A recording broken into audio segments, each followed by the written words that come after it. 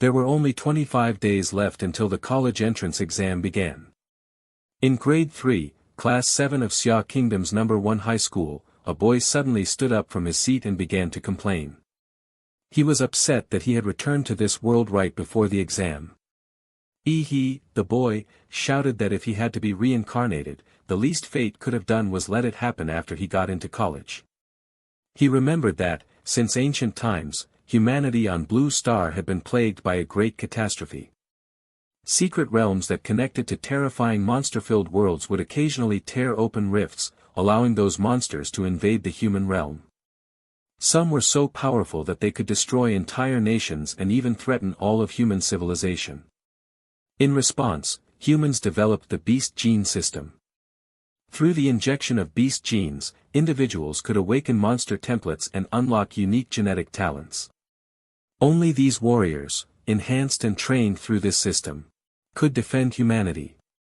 As a result, these warriors enjoyed higher status and privileges than ordinary citizens.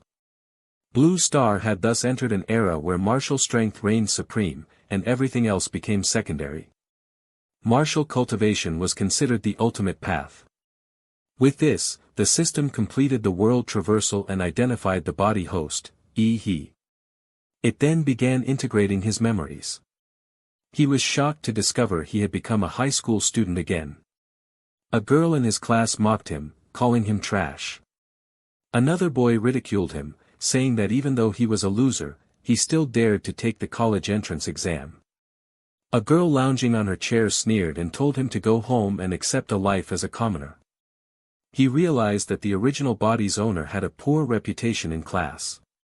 Apparently, his parents had died in an accident when he was in his second year, which caused him to lose focus on both training and studying. Although his earlier grades had been decent, he had since become a burden on the class average. Now, he was the one suffering for it. Some time later, the teacher entered the room and informed the students that it was time to be injected with the genetic modification serum to build up their physiques and martial energy for the day. He thought it had to be a joke. He hadn't been the one slacking off all this time, so why was he the one panicking now? Still, since he had inherited the original body's identity, he figured he had no choice but to clean up the mess left behind. At the gene injection hall of #1 high school, two boys chatted about which gene they might awaken. A mechanical box slowly opened, revealing a glowing blue serum. The teacher explained that these were gene awakening serums, each containing the primal gene of every magical beast ever recorded by human warriors. Upon injection, the body would absorb a random gene and awaken. Typically, the stronger one's physique, the stronger the awakened gene. Students were called up one by one to receive their injections. As the serum entered their veins, many screamed in agony as if they were dying. Watching them, he realized that this wouldn't be easy. Still, he gritted his teeth and pressed the serum injector to his neck. To his surprise, there was little immediate change. Perplexed, he asked the teacher if he had received a fake dose. The girl who had mocked him earlier laughed again, saying that he didn't seem to awaken anything at all and should just go home. He was doomed, she claimed. But suddenly, he felt a sharp pain in his chest. The system revealed that he had acquired the infinite monster template and that his overall physique was ranked E-class. He, now regaining his composure, told the girl to leave the area immediately, or it would soon be too late. As he spoke, a phantom resembling Godzilla appeared behind him. The sheer force of his aura sent the girl flying, knocking down everyone in the room. Confused voices filled the air as students tried to understand what was happening. A girl with a purple aura stared at he in disbelief. A boy with ice powers couldn't believe someone stronger than him had suddenly appeared. The system then notified he that he had awakened an A-rank template called Mad Flame Dimola. If he could reach 100% compatibility, he would be able to fully unlock its power. He wondered if this was the so-called golden finger the system had granted him. The others in the room were stunned by his display of power. Even Wang Xing, who had awakened the second-tier magical beast, Flame Claw Scorpion. He reminded them that he had warned them to step back, and if they hadn't listened, it wasn't his fault. Soon after, a voice over the speaker ordered everyone to proceed to the testing building to determine what kind of magical beast genes they had awakened. The gene breakthrough detection device was capable of analyzing both beast gene and martial levels. Student after student underwent the test. Li Xinyuan had awakened a third-tier magical beast bloodline, Swift Spin Bat. Chu Zhou, already a level 9 martial apprentice, awakened the top-tier third bloodline, Ice Demon Dragon. Miss Lu, also a level 9 martial apprentice, had a rare 4th stage bloodline, Nether Sparrow. He observed that most of his classmates had awakened stage 3 or stage 4 templates. He couldn't understand why he was classified as A-class. All eyes turned to him as he entered the testing chamber.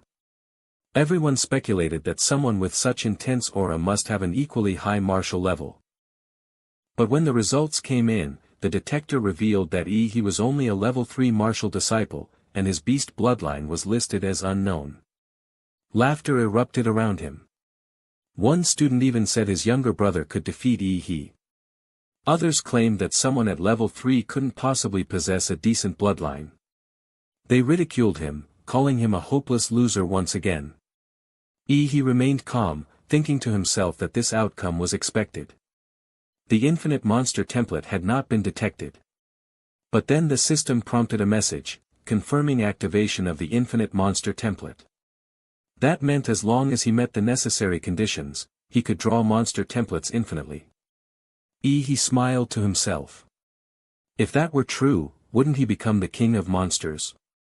At Anqing No. 1 High School, He's homeroom teacher asked if he wanted to take a break and return home before the college entrance exam. The teacher clearly didn't believe that he would actually study if he left. But he insisted, he genuinely wanted to improve. He admitted that he had fallen far behind, and if he wanted to catch up with his classmates, he needed special training, otherwise, there was no hope for him. The teacher sighed and told he that if he truly wished to become a warrior, the only realistic path was through college. While it was true that he had awakened a bloodline, his foundation was too weak. The chances of him passing the entrance exam were slim. The teacher advised him to repeat the year and try again next year. He looked him straight in the eyes and said firmly that he had awakened a powerful bloodline. As long as he trained hard, he believed he would succeed. After a moment of consideration, the teacher reluctantly agreed to let him try. That evening, he stood in front of the Anqing Warrior Center, reflecting on his current situation. His parents' house had been mortgaged for 600,000 yuan, and together with the compensation from their accident, over 1 million, he now had a decent amount of startup capital. He considered his two options for improving his strength: 1, to raise his level as a warrior through physical training, and 2, to increase his compatibility with the Mad Flame Dimola template.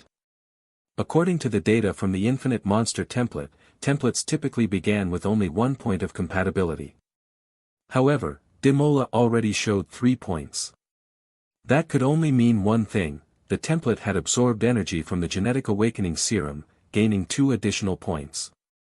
This confirmed that gene-related serums in this world could enhance his template abilities. Rather than training himself to death like ordinary warriors, he thought that spending money to raise his template compatibility was a more effective path for him. He realized he needed to hurry and buy a gene-enhancing serum. But the moment he entered the warrior center, he was stunned. Everyone there had already awakened their bloodlines. After awakening Mad Flame Dimola, he had gained a unique sensory ability known as the Life Magnetic Field, which allowed him to sense life signals from surrounding creatures. Now, he could clearly detect the burning chi and blood within these warriors, along with the primal roars embedded in their bloodlines. The fighting intent within him surged uncontrollably. After all, Dimola was the king of beasts in its own world. Unfortunately, he was still just a rookie. He could only feel that bloodline stirring inside him. He wasn't ready to act on it yet. Suddenly, a woman grabbed his shoulder from behind. She told him not to peek at others so casually. He quickly explained that he was just trying to find the genetic medicine section but was overwhelmed by the size of the place. She was surprised to hear that he was already planning to use genetic medicine at his current level. When he asked if there was anything wrong with that, she warned him that gene medicine wasn't cheap and, if used too early, could cause resistance, making it less effective over time. Warriors typically waited until they hit a bottleneck in their bloodline development before using it. He asked her how much a beginner-level gene potion would cost. She told him that, at his level, he could only use solid-type beginner potions, which cost around 400,000 yuan. He was shocked. This was much more expensive than he had expected. He asked her if she knew anyone who could offer him a discount. She handed him her business card and said that if a veteran warrior referred him, he could get a discount. Thanked her and walked away. Next, went to the warrior hospital to purchase the genetic serum. Then he visited a weapon shop to buy a suitable weapon. Back at home, he used the first dose of serum. The compatibility rate of the Mad Flame Dimola template rose from 3% to 4%. With each dose, his body began to crack under the pressure, and he screamed in agony. Eventually, he lay on the floor, completely drained. Despite the pain, felt satisfied. His physique had clearly improved, even though the final serum only increased compatibility by a small amount. It seemed that leveling up through serum would become harder as he progressed. Still, he was thrilled. With just a few minutes of effort, he had gained what most people spent 3 years working for. Now, he set his sights on entering a secret realm. He recalled that secret realms were ranked from S to E, with S-rank realms housing monsters too powerful to be controlled by humans. If such a realm break into the human world, it would spell apocalypse. He chose E-rank secret realm number 3. Upon arrival, he was surprised to see that there were fewer people than expected. He assumed this was because the realm was old, and most of its treasures had already been taken. He approached the gatekeeper, who asked him to sign a death waiver and handed him his entry ticket.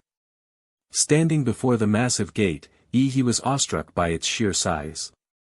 His heart pounded with excitement. This was the true beginning of his journey to become the king of beasts. Without hesitation, he leapt into the dimensional rift. The moment he entered, he was captivated. Although he had seen illustrations of secret realms in textbooks, nothing compared to experiencing one in person. Even the starry night sky above felt surreal. Suddenly, a first-rank monster, a blood-fawn rabbit, leapt from the bushes behind him. But thanks to Daimola's life magnetic field, he had already sensed its presence. He turned and grabbed the rabbit by its ears with his left hand, then crushed its skull with sheer force. The rabbit dropped a white magic core, likely worth around 1,000 yuan. He smiled. He had just made more money in 1 minute than most people earned in a month. Still, he wasn't satisfied. He thought that if he could find a second-rank monster, that would be ideal. As if on cue, a second-rank monster, a demon corpse bug, appeared behind him.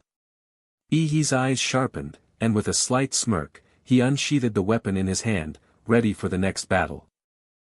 At Anqing number 3 E-class secret realm, he slashed at the monster with his sword, watching green blood gush from its wound. He felt a sense of satisfaction thanks to reading the monster encyclopedia. He had been able to identify the corpse demon bug's weak spot. The monster retaliated with a swirling attack, but he dropped his weapon and focused his chi into his hand. He unleashed the martial art technique Hyper Beam, striking with full force. The monster countered by launching both of its sharp arms like projectiles. He was caught off guard and barely dodged the attack, which tore his outfit. Furious at the damage to his clothes, he realized his current martial arts level wasn't enough to defeat such a creature. With no other choice, he activated the Mad Dimola Emperor Demon Bloodline. His eyes glowed blue, and a phantom resembling Godzilla emerged behind him. His hands transformed into monstrous claws, engulfed in a brilliant blue chi. The monster charged at him with its jaws open. Instead of retreating, he jumped into its mouth. Once inside, he tore through the monster from within and eventually burst out through its back, drenched in green blood. The monster's corpse collapsed behind him. After deactivating his transformation, he felt an immense heat radiating from his body as if he were a jet engine. He glanced at the sword he had purchased for 25,000 yuan, dismayed that it couldn't even resist the venom of a corpse demon bug. He suddenly realized he was extremely hungry, but he hadn't brought any food. Just then, a tempting aroma caught his attention. It was coming from the green core of the corpse demon bug. Acting on instinct, he swallowed the magic core. To his surprise, the compatibility rate of the Mad Dimola Emperor Demon template increased from 7% to 7.3%. He was stunned. He had spent hundreds of thousands of yuan on genetic potions, which had only increased compatibility by 1%. Yet a single green magic core had granted a 0.3% boost. That meant the white core from the Blood Fang rabbit should have raised compatibility by at least 1%. Emotion washed over him as he realized how much money he had wasted. Still, the value of magic cores reignited his motivation. He activated his life magnetic field once more and resumed hunting. By the next afternoon, he exited through the gate of the realm. His compatibility had already risen to 9%, and his overall physique now measured 15.8. However, he also realized that after reaching 9% compatibility, consuming additional white magic cores no longer increased his template's affinity. He decided to sell the extras. He presented his collected monster cores to the gate manager. The woman was visibly shocked that a high school student had collected so many. After paying the 10% government fee, he left the premises.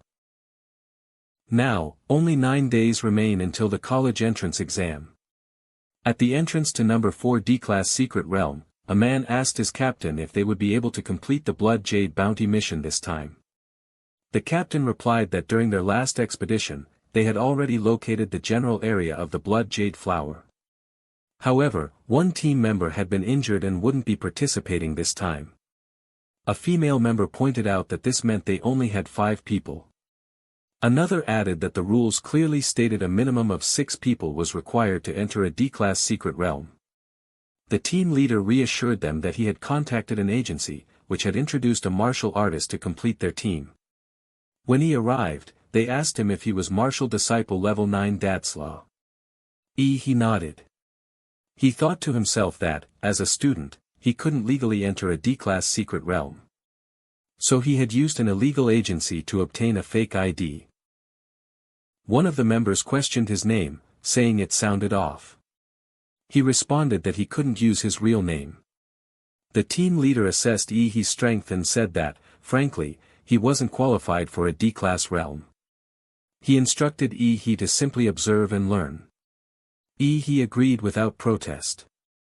With that, the team entered the secret realm. Inside, the team leader informed them that, according to the tracker, the Blood Jade flower was located in an oasis up ahead. However, it was guarded by a Tier 2 monster with a general-level bloodline. He noticed that while the last secret realm had been a rainforest, this one was a desert.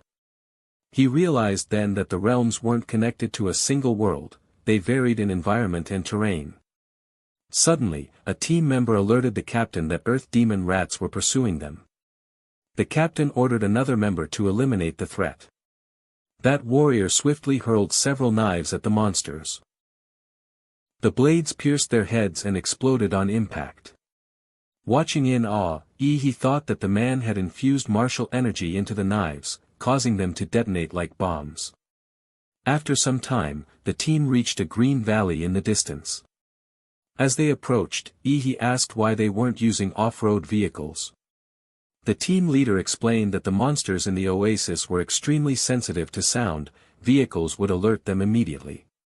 He assigned roles. Xiao Xia was to throw a stun grenade to lure the monster out, Xiao Wu and Hood would set up traps, Old Lu would provide suppressive fire, and the captain himself would handle the front line.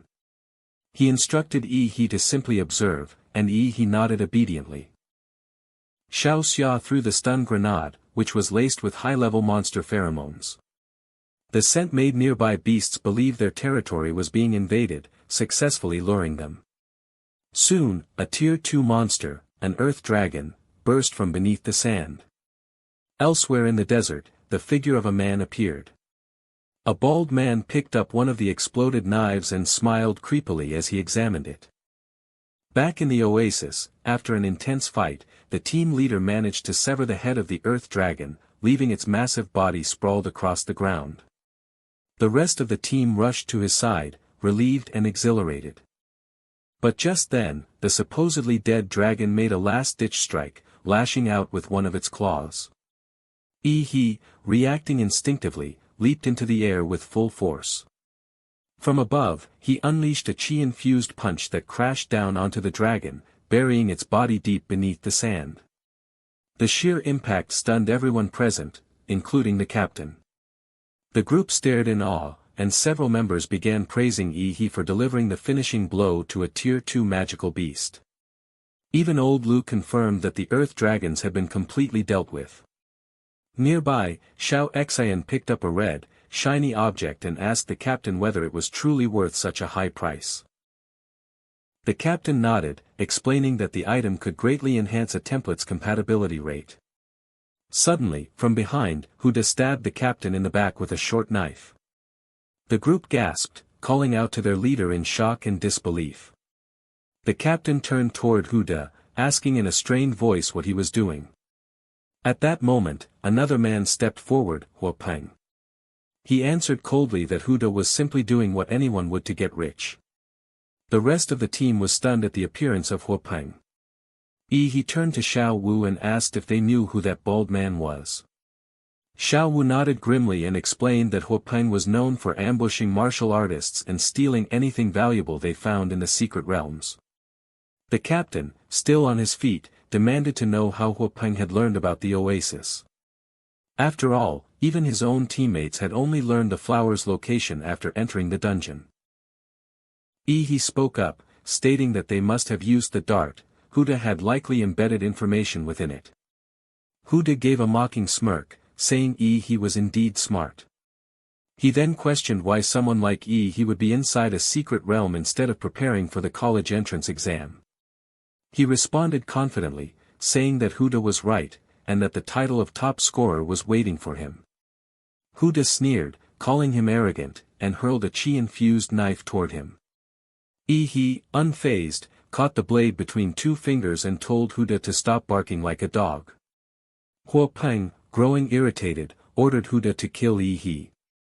Huda launched several more chi-imbued knives, but He roared with the power of the Dimola Phantom, nullifying the attack with a deafening shockwave.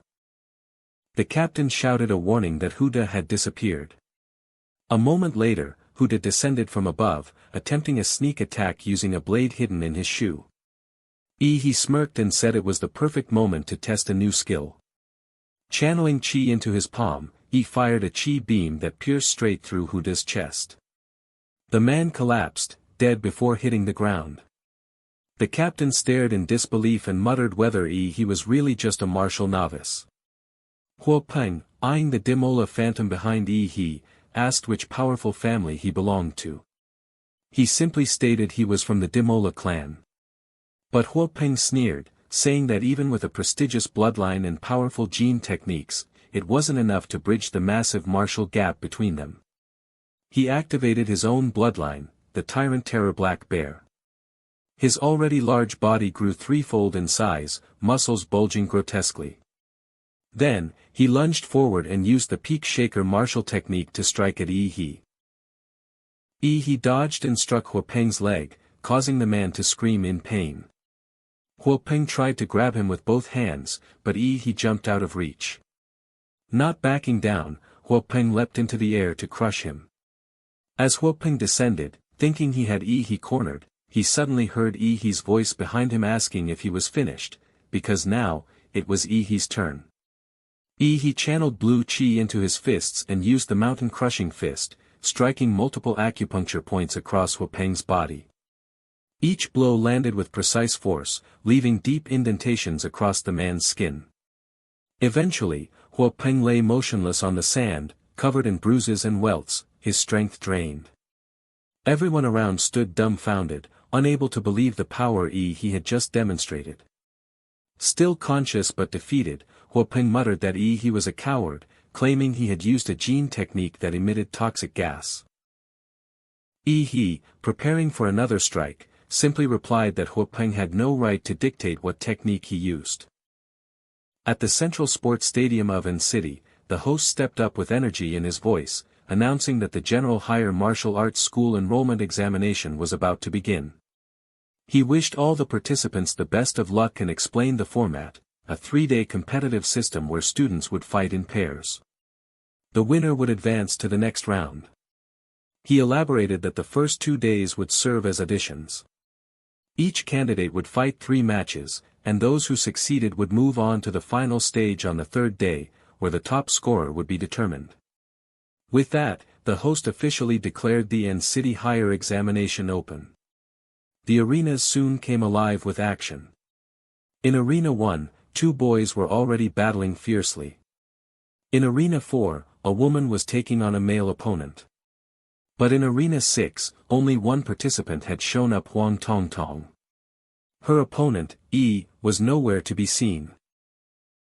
The host informed the audience that the matchup was between Huang Tongtong and but with only one contestant present, the rules were clear: if he did not arrive before the match officially began, he would be disqualified by default.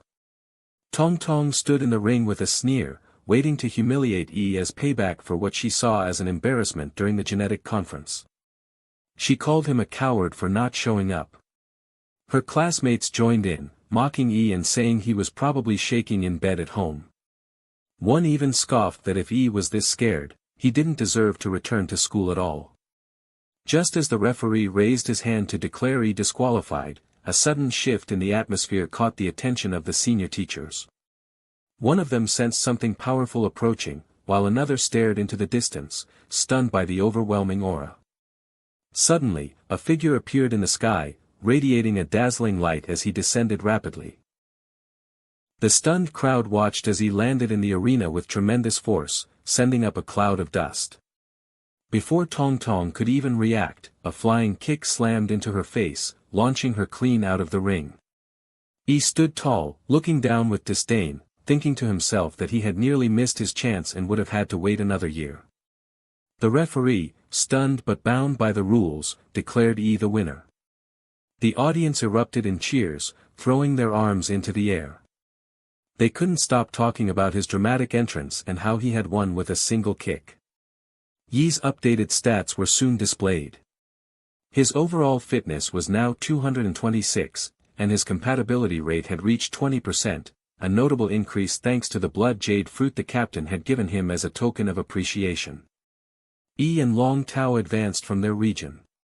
In the next 2 rounds, again knocked out his opponents with just one kick, leaving no room for competition. The crowd was in awe and quickly gave him a nickname, One Kick Superman. The host excitedly announced that had won all 3 matches and advanced to the next round. In the corridor outside the arenas, university representatives rushed to approach hoping to recruit him. One of them asked him which university he dreamed of joining. After a moment of calm thought, confidently answered that he wanted to enroll in Huadu University. The representatives laughed, calling him arrogant. They said he would come crawling back when he failed. He didn't argue. He simply smiled and thought to himself that it wasn't their fault, they just didn't believe someone from a second-tier city like An City could enter Huadu, the top university in the country and one of the top 5 in the world. But he was looking forward to seeing their expressions when he took first place. Just then, 2 men in black suits approached and told it was time to reassess his martial arts level. After a quick test, they were astonished to discover that had already broken through to level 9. Only 3 months ago, he had been at level 3. Shocked, they questioned him about how he had advanced so quickly and asked why he had entered an E-level secret realm after leaving school. With teary, sparkling eyes, explained that he had continued to challenge himself in secret realms. It was during one of these life-and-death battles that he had broken through his genetic lock. Their expressions changed to fear. One of the men stammered, asking if he truly meant that he had unlocked his genetic limit. Without wasting time, they turned and rushed off to report the incident. He watched them leave and thought to himself, have I just become an observation target? Meanwhile, on social media, parents across the city were posting messages of encouragement and pride for their children. He felt a quiet sadness, he had no one cheering for him. But his homeroom teacher, offering sincere encouragement. A small warmth filled his heart. The next day marked the start of the promotion matches. Yi's opponent was Luo Xian, a martial artist known for his strength and heritage. The crowd buzzed with chatter. Luo Xian was a level 8 martial artist, and he had awakened a rare second-level magical beast bloodline. Both his parents were seasoned warriors. People whispered that Yi wouldn't stand a chance. As the match began, Yi calmly told Luo Xian to attack quickly, stating that the outcome of the fight wouldn't change no matter what. Luo Xian activated his bloodline transformation and declared that he would be the one to win. With a loud roar, he charged forward using his signature technique, dashing lightning claw. Yi didn't move. As Luo Xian's claws reached him, he casually grabbed both of his hands, saying his momentum was decent, but he was nowhere near as strong as the opponent he had fought earlier. The force of Yi's chi shattered Luo Xian's transformation. The proud fighter collapsed to his knees. Yi struck him again with his chi, and the collision cracked the ground beneath them. With a calm grin and a trace of green glow around his mouth, he looked around the stunned arena and asked aloud, "Are there any decent examinees left?" The host once again announced that he had secured another victory, this time, with a single strike. The audience, stunned and conflicted, erupted in noise. Many had expected Luo Xian to put up a formidable fight. After all, he appeared powerful and carried a strong bloodline. But now, he lay unconscious on the arena floor, defeated in an instant. With Luo Xian injured, the medical team rushed into the arena, placing him on a stretcher and carrying him out. Elsewhere in the stands, a blue-haired young man watched silently, then nodded with a faint smile, saying it was just as he had expected from his rival. Meanwhile, in the Huadu University Administration Office, the live broadcast of the tournament played across large screens. The team leader ordered his subordinates to gather every bit of information on Yi immediately. In a different part of the stadium, the second group's advancement matches were just beginning. In the center of the ring stood a fiery girl with orange hair and a matching outfit, named Kai Shaoling. Facing her was a composed, emotionless girl named Lu Qingzhu. Kai Shaoling eyed her opponent with irritation, complaining aloud that she couldn't stand Lu Qingzhu's robot-like expression. Lu Qingzhu, unfazed, responded only with a silent gesture to attack. The referee gave the signal, and the battle commenced. Kai Shaoling launched forward, yelling that she would enjoy pinning Lu Qingzhu to the ground and seeing how she reacted then. Lu Qingzhu, remaining calm, activated her family's secret technique, the Sutra of Transcendent Splendor. She caught Kai Shaoling's leg mid-attack and swiftly kicked her backward. Kai Shaoling rolled away and immediately countered, using the Howling Gale step to dash at her opponent again. But just as she threw a punch, her hand was caught in Lu Qingzhu's swirling air currents, rendering her unable to pull free. Without hesitation, Lu Qingzhu followed up with the primordial chaos finger, sending a burst of concentrated qi toward her. The host exclaimed in shock, wondering aloud how a college entrance exam participant could already wield a Xuanhuan-level technique. He added that with this level of martial talent, Lu Qingzhu could be admitted directly into Huadu University without even competing. In response, Kai Shaoling's aura flared. She awakened her bloodline, the Shadow Claw Tiger King, a rare third-tier royal bloodline. The host was stunned again, explaining that royal bloodlines were extremely hard to awaken, and even harder to control. Especially the fierce and violent nature of the Shadow Claw Tiger King. Kai Shaoling taunted Lu Qingzhu, demanding that she show her the Nether Phoenix bloodline. Lu Qingzhu simply responded, telling her to stop. Infuriated, Kai Shaoling shouted at her and attacked, asking if Lu thought just anyone could challenge her. The two unleashed a barrage of advanced martial skills. Lu Qingzhu skillfully dodged Kai Shaoling's strikes using the Transcendent Splendor Phantom, another secret technique of the Lu family. Kai Shaoling retaliated with a powerful fierce tiger crippling kick, only to have it shattered by Lu Qingzhu's primordial chaos jade finger. Their final clash engulfed the arena in a massive cloud of dust. The audience held their breath, unsure who had prevailed. As the dust cleared, Kai Shaoling was still standing, but only for a moment. She then collapsed to the ground. Only Lu Qingzhu remained standing. She had defeated Kai Shaoling with overwhelming martial techniques. Even though Kai Shaoling was at the 9th stage of the martial disciple realm and had awakened a royal bloodline, Lu Qingzhu's mastery and bloodline proved superior. She had awakened the 4th-tier Nether Phoenix, a power so rare that most martial artists wouldn't even stand a chance against her. The crowd now called her a once-in-a-century genius. Later that day, the top 8 advancement tournament draw ceremony took place. When it was Yi's turn to draw, he picked Group A. A tall and well-built student stepped forward and introduced himself as Shenguan from Qingfeng Private High School, stating that he was also in Group A and that they would soon be opponents. He introduced himself in turn. Shenguan told him that their match would begin right after the current one, and invited He to watch it with him. The match was between Luo Shi, also from Qingfeng Private High School, and Chu Zhou from Anqing First Senior High. Shenguan commented that although Luo Shi was strong and ambitious, especially in his desire to get into Huadi University, he wouldn't stand a chance against Chu Zhou. Moments later, the host announced Chu Zhou as the winner. The principal of Qingfeng Private High was seen fuming in anger over the loss. He then turned to Shenguan and asked how he himself compared to Luo Shi in terms of strength. Shenguan replied that he was the president of the martial arts club at Qingfeng Private High School. Even 2 of his teammates, combining their strength, had been unable to take him down. He then looked at He with a serious expression and said he believed he was the real threat in this year's tournament. Shenguan explained that from childhood, he had possessed exceptionally sharp senses, and he could feel it clearly. He was like a dormant volcano, a beast hidden beneath the surface. With that, Shenguan motioned toward the stage and said it was their turn. The host announced the beginning of the second match of the advancement tournament.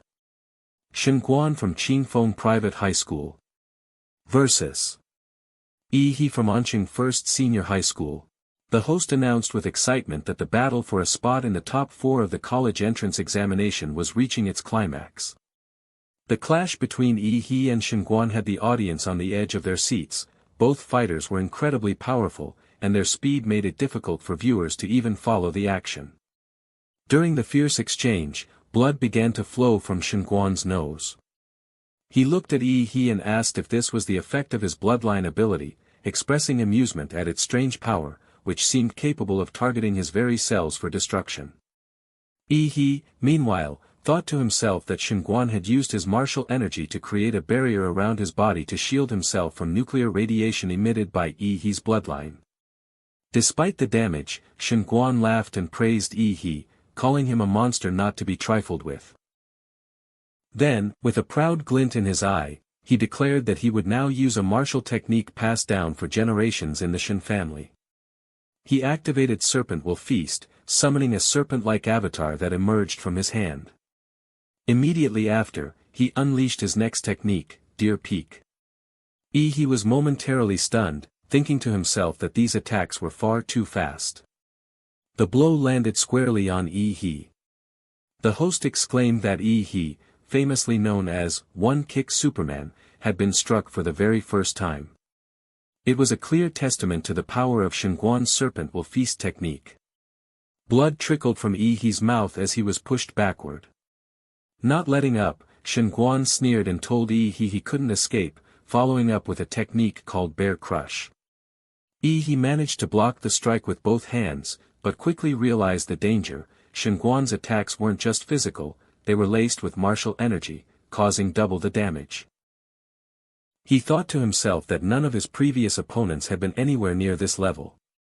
While he was still analyzing the situation, Shenguan's arms twisted around him like a serpent, wrapping tightly around his body. Grabbing He by the neck, Shenguan whispered that he was only half right. Not only could he inject martial energy into his opponent's body, but he could also seal their energy. With a shout, Shenguan hurled Yi into the air using the ape hurl technique, then crouched like a tiger and launched Tiger Pounce. From above, he dove like a hawk, striking with eagle dive. "You can't beat me," Shenguan roared midair. Yi crashed into the ground with a deafening thud. Standing tall, Shenguan laughed in triumph. The host declared that Shenguan's flawless sequence of attacks had left Yi with no chance to retaliate. The medical team stood ready outside the arena, waiting for the official declaration of Shenguan as the winner. But suddenly, Shenguan's expression changed. He sensed something powerful, and turned around in alarm. From within the swirling dust, an immense aura surged. Shenguan was so overwhelmed by the pressure, he couldn't move a muscle. Then a voice echoed from the cloud. He emerged, his presence stronger than ever. Blood still trickled from his mouth, but now his body radiated an unearthly force. He acknowledged Shenguan, telling him he was indeed strong and he was also the first person to witness what was coming next. With those words, he activated his bloodline, the Demora bloodline, and his aura burst forth like a storm. The host was left in utter disbelief. He exclaimed that he had displayed a magical beast embodiment, a rare and powerful phenomenon. With such overwhelming power, he could be admitted to Huadu University without even taking the entrance exam. The host continued, saying that no one could have expected that Anshan, a small place, could produce not one but two bloodline geniuses, Yi and Lu Qingzhu. Shenguan, hearing this, turned pale. He began walking slowly toward him, a massive aura wrapped around his body, like a divine beast rising. At the same time, an examiner received a notification. All examiners were now to be equipped with monitoring devices to track vital signs, power levels, and environmental factors. One examiner opened the radiation report and nearly collapsed in shock. The radiation level in the arena had spiked dramatically. The host reported to the audience that after Yi's magical beast embodiment, the radiation level had surged, forcing officials to seal the arena with martial energy to protect spectators. In the stands, a group of students began speculating. One asked if anyone knew what type of magical beast bloodline Yi had awakened. Another student, claiming to be from the same school, replied that Yi had awakened an unknown bloodline, something completely undocumented. Yi, hearing their conversation in the distance, thought to himself that it made sense. There was no creature like Godzilla on this planet, so no one could recognize his bloodline. Shenguan's nose began to bleed again. His martial shield could no longer withstand the energy radiation from Yi's body. Realizing he was running out of time, he made a bold decision. He awakened his own bloodline, the Golden Star Ape Demon. A massive golden ape shadow appeared behind him, roaring in defiance. The host gasped in awe, announcing yet another third-rank king bloodline had appeared. Shenguan launched into action with formal feast, snake strike, charging toward Yi with everything he had. But Yi didn't move. He stood still, gathering energy in his hand. Then, just as the attack closed in, Yi released the mountain arresting fist, a devastating blow that neutralized Shenguan's assault. Shenguan winced in pain, admitting that if he hadn't released the energy at the last moment, his arm would have shattered. Just moments ago, Shenguan had laughed in confidence. Now, he stood battered and humiliated. Yi approached him calmly and said, "You are truly outstanding, but unfortunately, you still cannot change the outcome." The host announced the second match in the top 8 to top 4 bracket of this year's college entrance examination, declaring it another astonishing face-off. On one side stood a candidate with a third-rank king bloodline, while the other possessed a mysterious magical beast bloodline of unknown origin. The host left the question lingering who would emerge victorious. Shenguan, still reeling from the earlier events, admitted to himself that after Yi awakened his bloodline, his strength had become unfathomable. Shenguan realized he could no longer suppress Yi's martial energy and that he had only one option left. Just then, Yi struck. He shouted at Shenguan not to get distracted and attacked him with ferocity. Shen Guan struggled to keep up and retaliated with Serpent Wolf Fist, Snake Strike, grabbing Yi He's left hand with his serpent-like grip. He then leapt behind Yi He, stating that his true intention was to reposition himself at his opponent's back. Springing into the air, Shen Guan activated a martial technique that transformed his leg into a massive elephant's limb, crashing it down on Yi He with a thunderous boom. But when he landed and looked toward the impact site, what he saw made his blood run cold. Yi He was standing tall amid the rubble, completely unscathed. With a calm expression, Yi He stood up and declared that it was his turn now. As he began to gather energy in his hand, preparing for a devastating counterattack, Shen Guan suddenly dropped to his knees. He surrendered, calling Yi He Big Brother. Yi He looked annoyed. It was finally his turn to strike, and yet his opponent had conceded. Deactivating his bloodline awakening, he muttered that holding back all that energy was incredibly uncomfortable. Still, he knew the rules: if one party surrenders, the other is not allowed to attack. The host officially announced Yi He as the winner of the second match. Yi He's classmates erupted in cheers. Some students even created cartoon memes of Shen Guan, showing him boldly claiming victory at the start, only to become a crying dog by the end. The third fan club dedicated to Yi He had already reached full capacity, and fans were now organizing a fourth. Clips of his fights began trending on WeChat, with users declaring that this year's top scorer would undoubtedly be Yi He. The other candidates simply didn't stand a chance. Back at Qingfeng Private High School, the principal was fuming. He scolded Shen Guan, saying he had placed all his hopes, and a significant financial investment, into training him, only for him to lose. He demanded to know why Shen Guan had admitted defeat. Didn't he realize how much money the school had spent on him? He then warned that Shen Guan would not be allowed to attend college until he repaid the school's debt. Shen Guan calmly placed a hand on the principal's shoulder. He explained that he couldn't withstand Yi He's next punch, and if he hadn't surrendered, no one else could have taken that blow on his behalf either.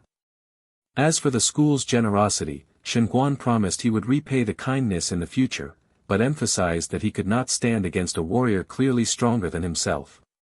The principal paused, visibly shaken by Shen Guan's words, then admitted that he had a valid point. The host resumed the broadcast and announced the top 4 participants of the competition. 3 of them were from Anqing's number 1 high school.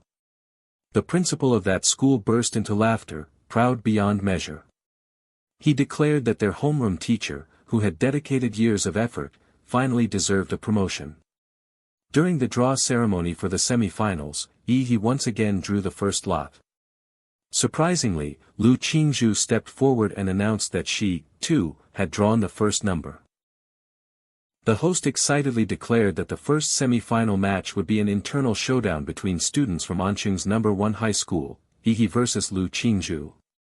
The audience buzzed with anticipation. One person exclaimed that this was the match they had been waiting for ever since the exam began. It was, without a doubt, the most anticipated battle so far. Whispers spread through the crowd as viewers speculated on the outcome. One spectator stated that Lu Qingzhu had the upper hand, as she possessed 2 mysterious royal martial arts techniques. So far, she had relied solely on her third-rank king bloodline to crush her opponents. If she decided to unleash her 4th-rank Netherbird bloodline, Yi He wouldn't stand a chance. Another chimed in, pointing out that while Yi He's bloodline was unknown, and its sheer power made it formidable, it still couldn't compare to Lu Qingzhu's combination of a 4th-rank bloodline and elite martial training. By the end of the discussion, most spectators agreed, Yi He couldn't win this match. The semi-final venue was packed with excited onlookers. The referee called both Lu Qingzhu and Yi He to the center of the arena. As soon as they stood in position, he gave the signal for the match to begin. Yi He released his aura, and the entire arena was quickly engulfed in a thick fog. Lu Qingzhu squinted, barely able to see through the haze. Her expression turned serious when she caught sight of a shadowy figure with glowing eyes moving silently in the mist.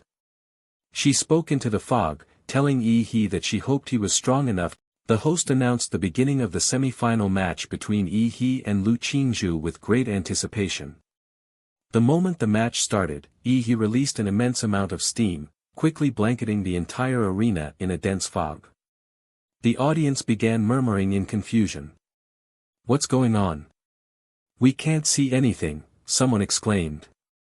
The host echoed their concern, unsure how Lu Qingzhu, the prodigy from the prestigious Lu family, would handle Yi He, the dark horse who had stunned everyone throughout this year's college entrance examination. Inside the fog, Yi He was deep in thought.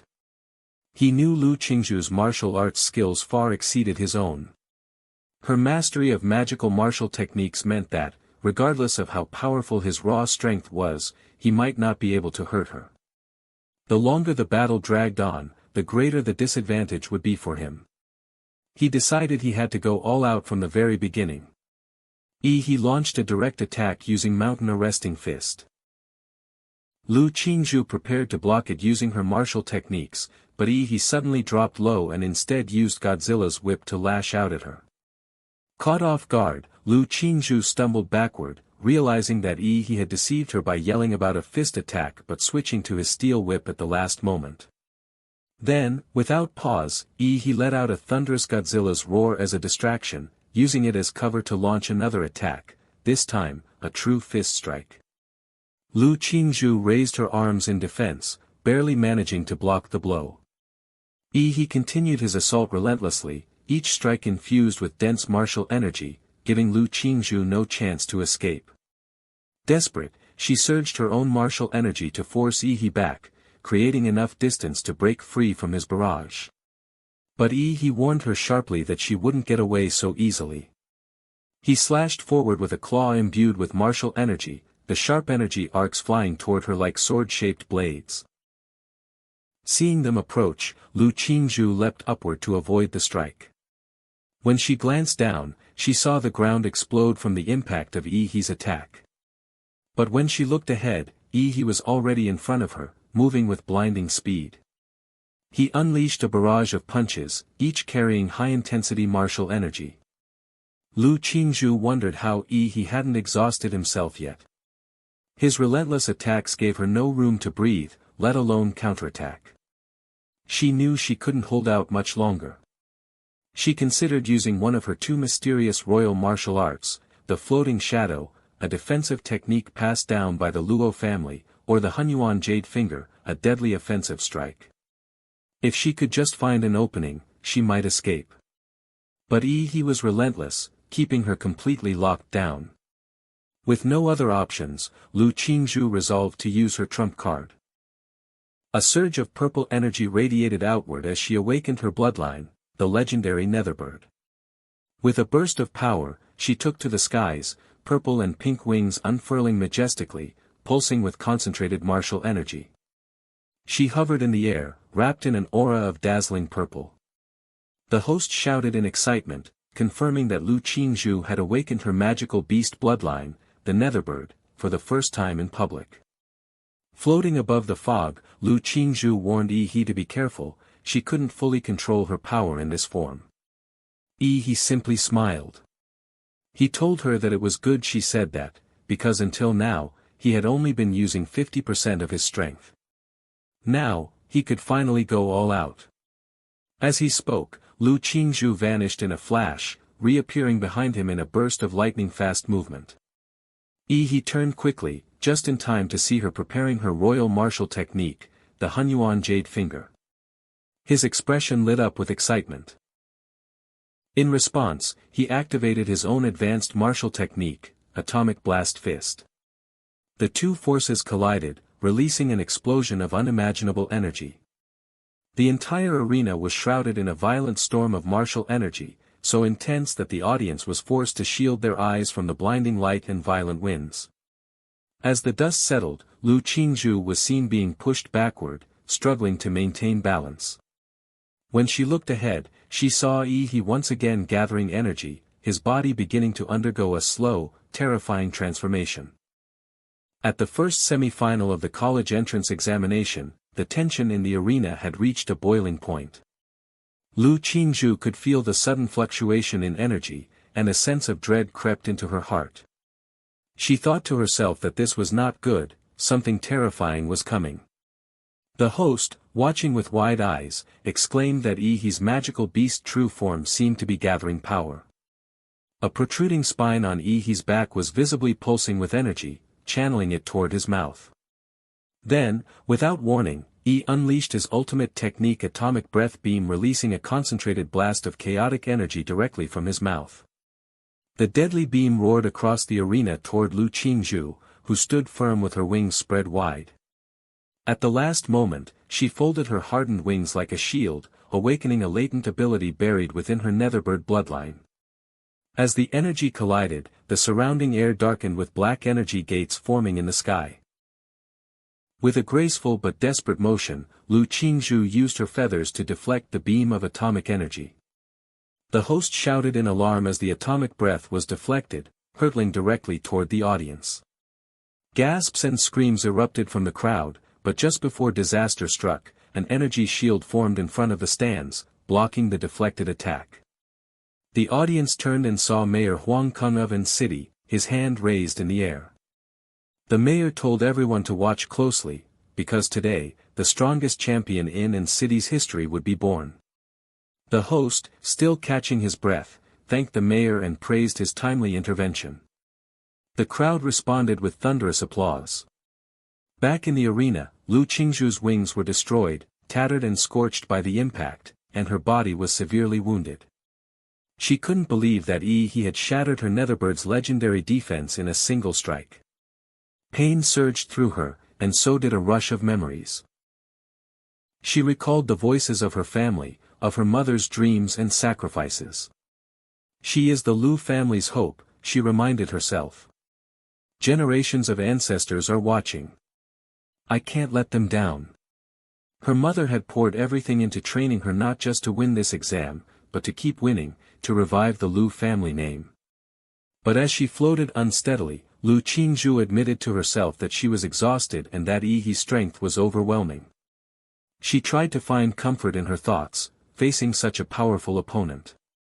It's only natural to lose. Gathering her resolve, she launched one final attack, hoping he would seize this chance and defeat her. Her strike landed squarely on his chest, but he didn't move an inch. Surprised, Lu Qingzhu asked him why he hadn't dodged. He looked at her and asked, "Where has your fighting spirit gone? Have you ever even truly looked me in the face?" He began gathering energy in his hand, declaring that he would win fair and square. Then he launched a punch, which Lu Qingzhu blocked. But he didn't stop, he kept punching, again and again, demanding that she face him seriously. Lu Qingzhu finally shouted at him that he was a bad person, no one had ever hit her like that since childhood. She claimed she had already intended to give him the victory, so why did he keep fighting her so fiercely? But he was unrelenting. He told her that if she didn't want to be hit in the face, then she needed to face him seriously. Fueled by frustration and pride, Lu Qingzhu activated a technique, the taboo martial art, blood ignition technique. Her wings expanded once more, larger and more threatening than ever, now crackling with accumulated lightning energy. Her aura, once bright purple, darkened into a deep, ominous violet. The battlefield was now set for the final clash.